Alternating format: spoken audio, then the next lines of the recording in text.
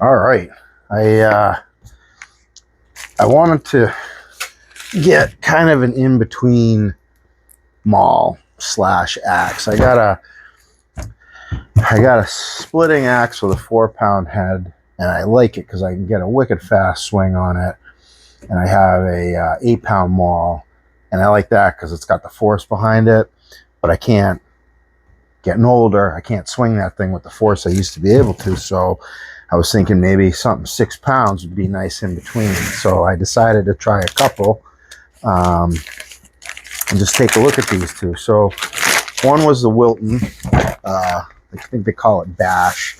I forget what it stands for, but it's basically, they say it's unbreakable. And this Wilton's it's a 6-pound head, but man, that thing feels heavy. I don't know if the handle's got steel in it or what, but that thing is not light.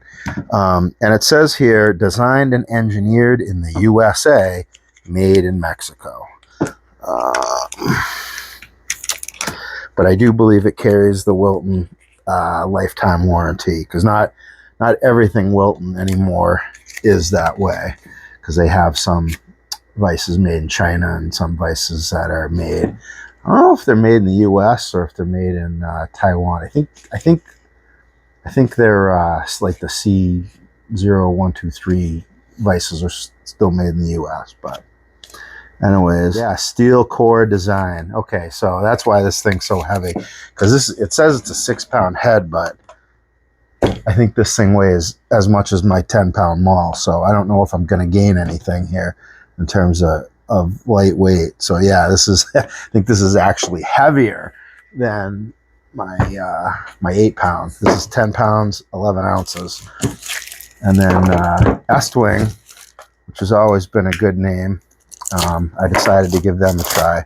And I believe that this is completely USA made. So take a look at this thing. So this is also a 6-pound head. So this is shaped a bit differently. But let's see what it weighs. So that's 9 pounds, 1 or 2 ounces. So this is not quite, but close. Well, it's more than 1.5 pounds lighter. And if we'll look here at the design, this Estwing wedges out quite a bit more. It's got that kind of it's curved. Like, it starts with a narrow wedge, but then it flares out. Where this is kind of pretty much a straight outward. I mean, the very edge comes in, but let's see if we can see that thing as a comparison. And then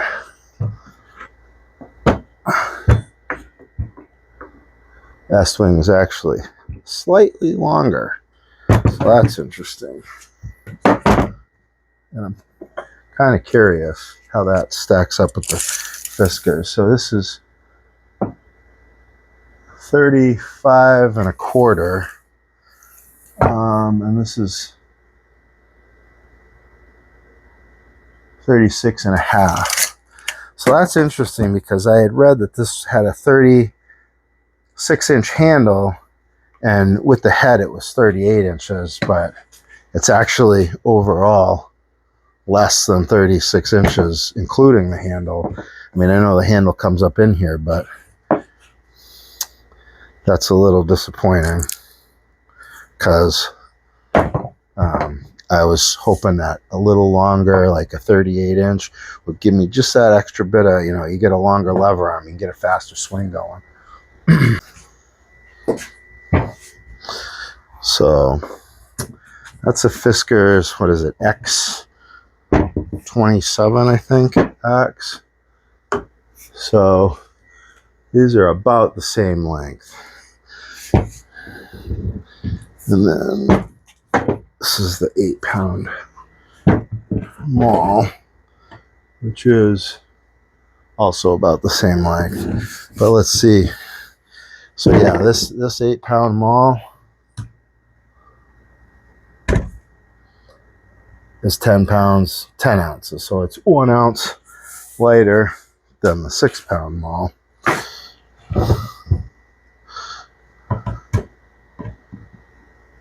Yep.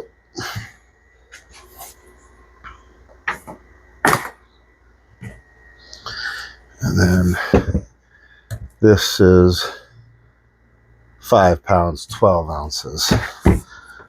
So this is still, it's 3 pounds, a little over 3 pounds heavier. So it's still a fair bit heavier.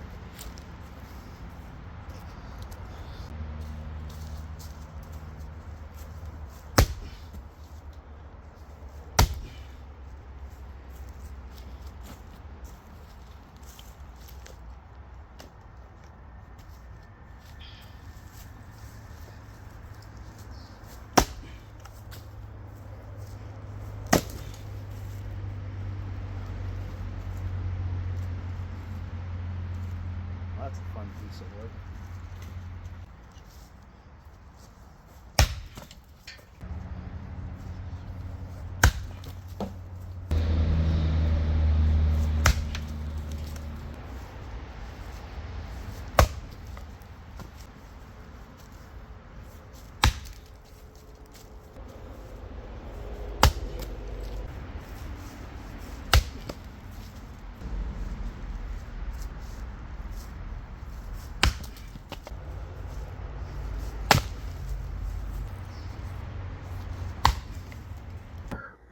All right, so I use both of these.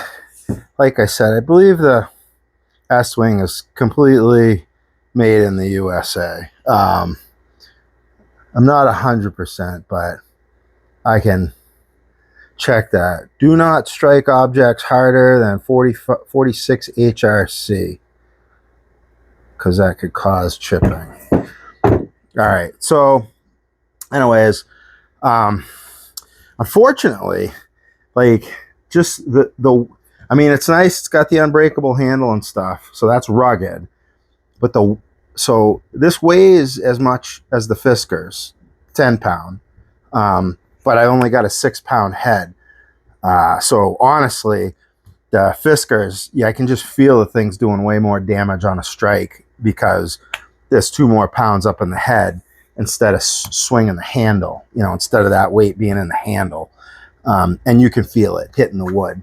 So unfortunately, this one was a bit disappointing, and I would definitely like buy this again.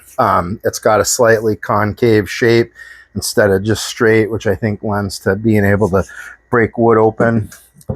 And this, I mean, I kind of like the striking surface on the back too better.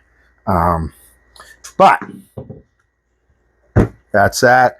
The Estwing is, you know, just over 9 pounds. I would have hoped it to come in a little lighter, but I guess maybe the maul handles have to be heavier than the axe handles, because this thing's 5 pounds. I mean, it's like a 4-pound head, and so I guess it's just like just over 1 pound for the handle.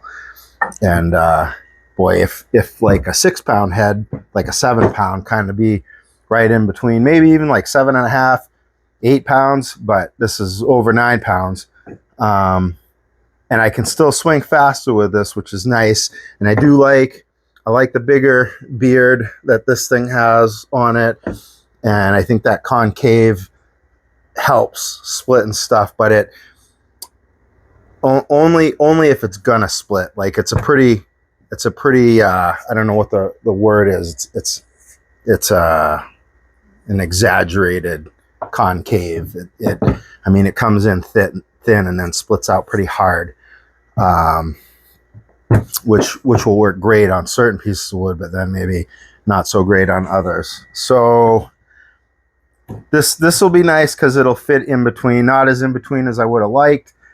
This, unfortunately, like, I'm a little disappointed with that, but it is what it is. But honestly, I think probably if I had to do it again, I'd say the 6-pound version of this thing would probably be the ideal choice. But we'll see how this steel does. It sounds pretty good with the ball. But what's that mean? You know, I just tried a super tough piece of wood, but I'll do some more on some easier pieces of wood and see how it compares.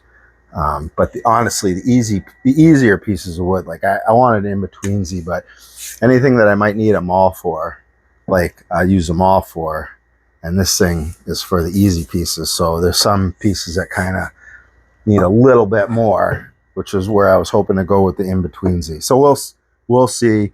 The future has yet to come, but honestly, the 2 Fiskars are still probably going to be my go-to axe and maul. So hope that's helpful.